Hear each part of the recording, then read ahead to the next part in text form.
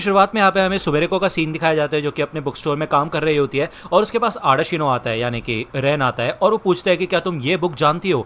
और इस बुक का नाम ही काफ़ी अजीब सा होता है, फार्टिंग से रिलेटेड होती है ये बुक, ठीक है। और इस बुक को कोई ढूंढता हुआ आया था, रेन को नहीं पता होता ये बुक कहाँ पे है, तो सुमेरिको उसको बताती है कि ये बुक तुम्हें उस तरफ मिल जाएगी। इधर रेन को तो यकीन भी नहीं होता कि भाई इस टाइप की भी कोई बुक होती है क्या। तो वो ये बात यहाँ पे जब सुमेरिको को बताता है और वो कहता है कि तुम्हारा शुक्रिया, तुम्हारी वजह से मैं बच गया, ठीक है। तो सुमेरिको कहती है कि तुम मुझे एक कैन कॉफी का दे सकते हो, ठीक है। रेन बताता है कि वैसे देखा जाए तो मैं एक बुक स्टोर में काम करता हूँ लेकिन फिर भी यहाँ पे इतनी सारी बुक्स है कि मेरे को सबके बारे में नहीं पता है। तो सुमेरिको कहती है हाँ ऑब्वियस सी बात है, हर रोज इतनी सारी नई बुक पब्लिश होती है तो ये तो आम सी बात है। रेन कहता है कि वैसे देखा जाए तो सुमेरिको तुम्हें सारी बुक्स के बारे में पता है। तो सुमेरिको कहती है कि हाँ ऑब्वियस सी बात है, मैंने बुक्स पढ़ी है और जब मैं बुक्स ढूंढती थी तो मेरे को उन्हें ढूंढते ढूंढते बाकी बुक्स का भी पता चल गया, इसलिए मेरे को ऐसे करके सबके नाम याद हो गए। तो रेन पूछते हैं कि क्या आपको उन बुक्स के नाम याद नहीं थे जो आप पढ़ना चाहती थी, आप उनको डायरेक्टली जाके भी तो ढूंढ सकती थी। तो सुमेरिको कहती है हाँ वैसे देखा जाए तो मैं उस बुक के बारे में जानती थी लेकिन उसका टाइटल भूल जाती थी। तो रेन यहाँ पे यही कहता है कि वैसे देखा जाए तो आपकी याददाश्त कमजोर होती जा रही है दिन पे दिन, पता है आपको। तो यहाँ पे रेन बाज नहीं आता अपनी हरकतों से, वो बिल्कुल मौका नहीं छोड़ता सुमेरिको की टांग खींचने के लिए, ठीक है। एनीवे यहाँ पे सुमेरिको को याद होता है कि रेन ने उसे बताया था कि वो भी एक ना एक दिन यहाँ से चला जाएगा, क्योंकि ऑब्वियस सी बात है यार उसे ऑटो को उसके घर पे भेजना है और रेन भी यहाँ से चला जाएगा उसके बाद, ठीक है। वो यहाँ पे रुक के क्या करेगा। एनीवे हमें यहाँ पे दिखाया जाता है कि सुमेरिको जब अपने घर जा रही होती है तो वो ये कहती है कि मैंने 3 कैंस निकलवा लिए। उससे क्या बात है, वो देखती है यहाँ पे एक जाली टाइप होती है जो कि नीचे से टूटी होती है और उसे ये देख के कुछ याद आ जाता है। यहाँ पे हमें सुमेरिको की छोटी सी बैक स्टोरी दिखाई जाती है, छोटी तो नहीं, मैं बोलूंगा कि ये पूरा एपिसोड सुमेरिको की बैक स्टोरी के अंदर ही जाएगा, लेकिन इसके पीछे भी एक वजह है, ठीक है। यहाँ पे हमें सुमेरिको के बचपन का सीन दिखाया जाता है और हमें बताया जाता है कि यार वो बचपन में कितना ज्यादा नर्वस हो जाती थी और वो अपने वर्ड्स को अपने मुंह से बाहर नहीं निकाल पाती थी, जिस वजह से उसके जो फ्रेंड्स है काफी ज्यादा गुस्सा करने लग जाती थी। ऑब्वियस सी बात है यार, जब सामने वाला कुछ बोलेगा नहीं तो गुस्सा तो बहुत आएगा, ये है कि नहीं। लेकिन सुमेरिको यहाँ पे रोने लग जाती है और उसको कुछ समझ नहीं आता तो वो अपनी फ्रेंड्स से झगड़ा टाइप कर लेती है, उनको धक्का मार के भाग जाती है यहाँ से। और ऐसा ही उसके हर दोस्त के साथ होता था और ये उसकी काफ़ी बड़ी मुसीबत सी बन गई थी। वो जब यहाँ से भाग रही होती है अपनी दोस्तों से बच के तो वो देखती है कि इधर एक जाली टाइप होती है और नीचे वो जाली टूटी होती है, तो वो इस जाली के अंदर घुस के अपनी दोस्तों से बच बचा के आगे बढ़ जाती है। जब वो यहाँ पे निकलती है बाहर तो वो देखती है एक जंगल टाइप होता है, एक सुनसान सी जगह होती है और यहाँ पे सिर्फ एक ही बिल्डिंग होती है जो कि एक बुक स्टोर होता है। इस बुक स्टोर का नाम होता है ग्योकुशिन डो बुक स्टोर, ठीक है। जब सुमेरिको यहाँ पे अंदर आती है तो वो देखती है कि ये पूरा सुनसान पड़ा होता है बुक स्टोर और यहाँ पे एक औरत होती है, वो यही कहती है कि तुम दरवाजा बंद कर दोगी, क्या तुम जानती हो धूप बुक्स की सबसे बड़ी दुश्मन होती है। तो सुमेरिको यहाँ पे जल्दी से दरवाजा बंद कर देती है और वो औरत कहती है कि अब तुम अपनी बुक चूज कर सकती हो, ठीक है ना। तो यहाँ पे सुमेरिको देखती है कि ये लाइब्रेरी कितनी ज्यादा बड़ी है और बहुत सारी बुक्स है इधर। तभी यहाँ पे ये औरत रोने लग जाती है थोड़ी देर के लिए, तो सुमेरिको पूछती है कि क्या हुआ तुम्हें। तो वो औरत कहती है कि वैसे एक अच्छी खासी बुक पढ़ने से रोना आ ही जाता है। तो यहाँ पे सुमेरिको को इस बात पे भरोसा नहीं होता कि बड़े लोग भी रोते हैं क्या। तो वो औरत बताती है कि हाँ ऐसा हो सकता है कि कुछ कंडीशंस पे बड़े लोग रो सकते हैं। तो वो औरत ये बुक सुमेरिको को पढ़ने के लिए देती है। वो बताती है कि हमारे इस बुक स्टोर के अंदर बैठ के पढ़ने की जगह है उन लोगों के लिए जो कि खरीदने से पहले किसी बुक को पढ़ना चाहते हैं।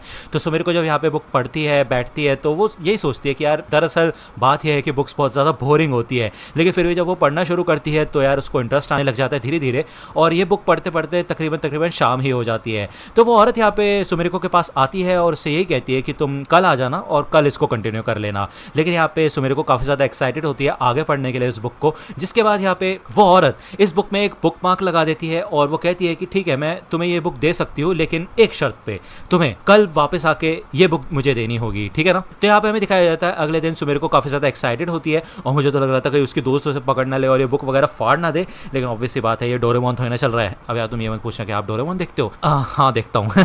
एनीवे तो यहाँ पे ऐसा कुछ नहीं होता, सुमेरिको इजीली इस बुक को यहाँ पे इस बुक स्टोर के अंदर ला के दे देती है उस औरत को और वो औरत काफी ज्यादा खुश भी होती है कि फाइनली सुमेरिको ये बुक वापस ले आई है। तो वो औरत यही कहती है कि अब तुम अपनी अगली बुक चूज कर सकती हो पढ़ने के लिए। तो सुमेरिको कहती है यहाँ पे तो इतनी सारी बुक्स है। तो यहाँ पे हमें दिखाया जाता है कि कैसे वो धीरे धीरे करके बुक्स पढ़ने लग जाती है, उसका इंटरेस्ट आने लग जाता है बुक में।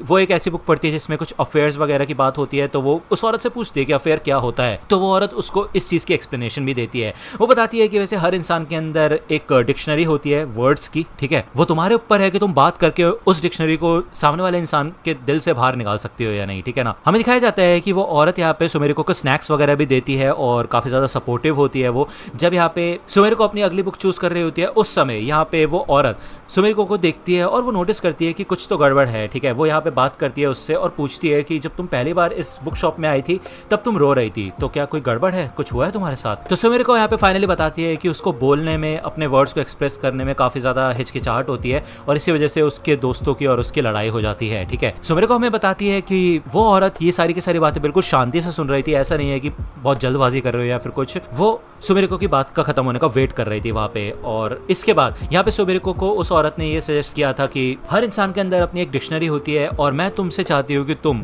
अपने जो दिमाग में वर्ड्स चल रहे हैं उनको पेपर पे लिखना शुरू करो। पहले तुम्हें उन वर्ड्स को सोचना है, उसके बाद धीरे धीरे करके उसको एक पेपर पे लिखना है।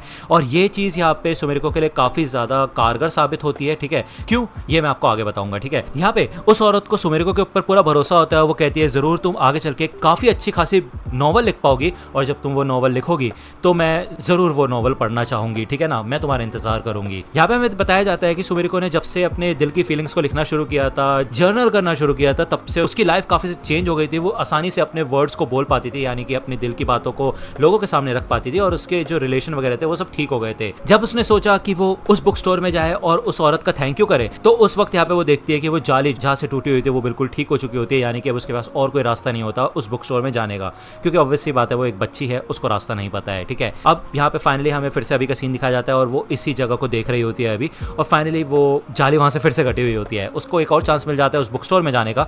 वो यहाँ से निकलने की कोशिश करती है लेकिन भाई वो अटक जाती है क्योंकि वो बहुत बड़ी हो चुकी है। तो वो अपने ही पोएम का इस्तेमाल करती है, छोटे होने वाली पोएम का, और वो आसानी से इस रास्ते से निकल जाती है। वो किसी तरह इस जगह से बाहर निकलती है और उस बुक स्टोर के पास जब पहुँचती है तो हमें दिखाया जाता है कि वो बुक स्टोर पूरा टूट चुका है और अब वहाँ पे कोई वजूद नहीं है बुक स्टोर का, ठीक है। और उसको इस बुक स्टोर के पीछे का सच नहीं पता चला और ऑब्वियसली बात है यही स्टोरी खत्म होती है। अब ये सारी की सारी बातें सुमेरिको रेन को बता रही होती है, क्योंकि ऑब्वियसली बात है रेन ने पूछा होता है कि सुमेरिको को इतनी सारी बुक्स के बारे में कैसे पता है, ठीक है। यहाँ पे हमें बताया जाता है कि सुमेरिको अभी जब बोलती भी है उसके बोलने के स्टाइल के पीछे भी उसी औरत का हाथ है। वो कोशिश करती है कि वो उस औरत की तरह बोले, ठीक है, वो उसकी तरह बनने की कोशिश कर रही है। इस वजह से शायद सुमेरिको अभी आज की डेट में इस बुक स्टोर के अंदर काम कर रही है। यहाँ पे रेन पूछता है कि उस बुक स्टोर का नाम क्या था, तो सुमेरिको बताती है कि उसका नाम था ग्योकुशिन डो। तो रेन यहाँ पे सोचना शुरू करता है और वो कहता है कि एक रहस्यमयी औरत जिसे बुक पढ़ना पसंद है और बुक स्टोर में काम करती है, क्या उसने तुम्हें ऐसे इनवाइट किया था जैसे तुम दोनों एक ही चिड़िया के पंख हो? तो यार ऑब्वियसली बात है यहाँ पे मैनेजर आ जाता है और वो सुमेरिको को मदद करने के लिए बुलाता है डिलीवरी के काम के लिए। ये दोनों यहाँ पे ब्रेक में मिलते हैं और रेन हमें बताता है कि ये स्टोरी 5th शोगुन की है, सुनायोशी। एक बार एक काफी खूबसूरत औरत हुआ करती थी जो कि काफी अमीर घराने से थी। ऐसा कहा जाता है कि वो इतनी ज्यादा अच्छी थी पढ़ने में कि उसने एक बार तो बुद्धिस्ट स्क्रिप्चर के 5000 स्क्रॉल्स को 2 बार पढ़ लिया था, ठीक है। जब वो औरत मर गई तो उसके विल के हिसाब से उसकी बुक्स को एक टेंपल के अंदर डोनेट किया गया, जो कि उसके ग्रेव के बिल्कुल साथ में ही बनाया गया था, जिससे कि कोई भी इन बुक्स को बोरो कर सके। ऐसा कहा जाता है कि अगर उस औरत की ग्रेव के पास खड़ा हुआ जाए योत्सुआ में तो तुम्हें आवाजें सुनाई देंगी उस औरत की बुक्स पढ़ते हुए। एक थ्योरी ये भी है, अगर उसके प्रोस्थुमस बुद्धिस्ट नेम को देखा जाए तो वो ग्योकुशिन ही है। अब क्योंकि उसे बुक्स पढ़ना इतना ज्यादा पसंद था इसलिए उसको निकनेम दिया गया होनहिमे, यानी कि the lady of books, okay. लेकिन एक रूल था उस लाइब्रेरी से बुक्स बोरो करने का कि जब भी तुम कोई बुक वापस करोगी तो तुम्हें अपनी तरफ से एक नई बुक वहां पे ऐड करनी होगी, क्योंकि उस औरत को सच में पढ़ना काफी ज्यादा पसंद था। अगर तुम ऐसा नहीं करती तो तुम्हारी हालत काफी ज्यादा खराब हो सकती है और तुम्हारी किस्मत फूट सकती है। तो सुमेरिको कहती है वैसे देखा जाए तो मैंने तो कोई भी बुक ऐड नहीं की थी वहां पे। तो वो याद करती है कि उस औरत ने उसे कहा था कि जब एक दिन तुम अपनी खुद की नॉवल लिखोगी तब मैं जरूर उसको पढ़ना चाहूंगी और मैं इंतजार करूंगी।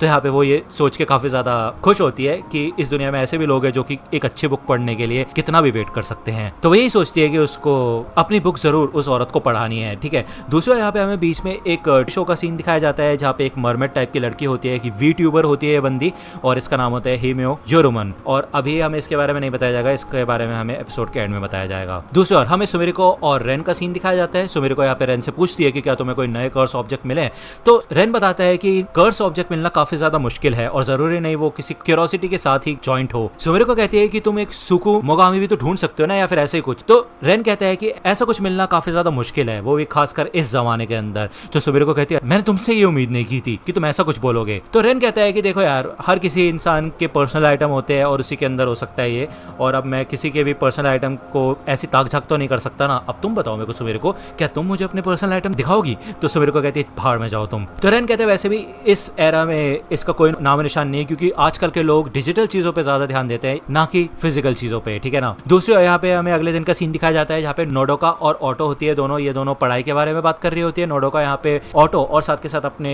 और बाकी दोस्तों को इनवाइट करने के लिए कहती है पढ़ाई के लिए, एग्जाम से पहले, ठीक है ना। इसके अलावा यहाँ पे नोडोका बताती है कि उसका एक नया पैशन है, वो क्यूट अंडरवेयर्स कलेक्ट कर रही है। लेकिन ऑटो कहती है कि देखो यार, ऐसी बातें मत करो वरना तुम भी उस अपार्टमेंट वाइफ की तरह बन जाओगी। यहाँ पे नोडोका पूछती है अपार्टमेंट वाइफ वो कौन है? तो ऑटो बताती है वही वकाज़ाकोरी सेनपाई। तो यहाँ पे ये दोनों उसके बारे में बात करती है, जिसके बाद ये दोनों ही अपने अलग अलग रास्ते पे चली जाती है। यहाँ पे हमें दिखाया जाता है ऑटो फिर से एज्योर कैफे में जाती है, वही दूसरी ओर नोडोका एक हॉस्पिटल के सामने से निकलती है। यहाँ पे हमें दिखाया जाता है कि शिजुको बैठी होती है और ऑटो का स्वागत करती है। वो ऑटो ने यहाँ पे फिर से अपनी मेड कॉस्ट्यूम पहन ली होती है और वो अपने कैरेक्टर के अंदर घुस जाती है, बिल्कुल काफी क्यूट लग रही होती है, ठीक है। वही दूसरी ओर हमें दिखाया जाता है नोडोका का सीन, जो कि ये कहती है कि स्कूल और डैड दोनों के दोनों काफी ज्यादा मतलबी हैं। तो यहाँ पे हमें एक लेटर दिखाया जाता है जिसमें लिखा होता है टू स्टूडेंट्स एंड पेरेंट्स, और ये एक नोटिस टाइप होता है जिसमें लिखा होता है कि सोशल मीडिया अकाउंट्स के ऊपर या वीडियो साइट्स के ऊपर अपना अकाउंट बनाना प्रोहिबिटेड है, यानी कि नहीं बना सकते। कोई लाइव स्ट्रीम और वीडियो अपलोड करना सब कुछ मना है, ठीक है। और अगर कोई बच्चा लाइव स्ट्रीम या फिर वीडियोस देख भी रहा है तो वो अपने पेरेंट्स की परमिशंस के साथ देखना होगा और उनके साथ ही बैठ के देखना होगा, और अगर ऐसा करते हैं तो उसकी भी एक डेली लिमिट होनी चाहिए। तो यहाँ पे नोडोका चाहती है कि वो गाना चाहती है और वो चाहती है लोग उसे देखें, लेकिन ऐसा वो नहीं कर सकती, उसे काफ़ी ज़्यादा गुस्सा आ रहा होता है। और यहाँ पे हमें दिखाया जाता है कि वो एक लाइव स्ट्रीम देख रही होती है उसी मरमेड यूट्यूबर की, ठीक है ना। हो सॉरी, यूट्यूबर नहीं, वीट्यूबर, हिमोए योरोमुन। और ये एपिसोड यहीं पे खत्म होता है। इस एपिसोड के एंड में एंड क्रेडिट्स कह सकता हूँ मैं, ठीक है। हमें दिखाया जाता है कि ऑटो की शिफ्ट यहाँ पे खत्म हो चुकी होती है और शिजुको उसका शुक्रिया अदा करती है कि इस महीने उसने काफी मदद की है इन लोगों की। तो वो यहाँ पे उसको एक प्रेजेंट देती है और कहती है कि घर पे जाके इसको खोलना, ठीक है ना। जिसके बाद ये एपिसोड यहीं पे खत्म हो जाता है। और यार मेरे को आप बताना कि आपको ये एपिसोड कैसा लगा, साथ के साथ आपको वॉइस क्वालिटी कैसी लगी है, क्योंकि मैंने एक नए माइक यूज़ किया। अगर आपको नॉर्मल लगा या फिर पहले जैसी लगी है तो मैं इसको फेंक दूंगा, मतलब वापस कर दूंगा इस माइक को, ठीक है। अगर आपको अच्छी लगी है तो बहुत अच्छी बात है। वीडियो को लाइक करना, सब्सक्राइब कर लो अगर चैनल पर नए हो तो। मिलता हूँ आपसे अगले वीडियो में, तब तक के लिए गुड बाय।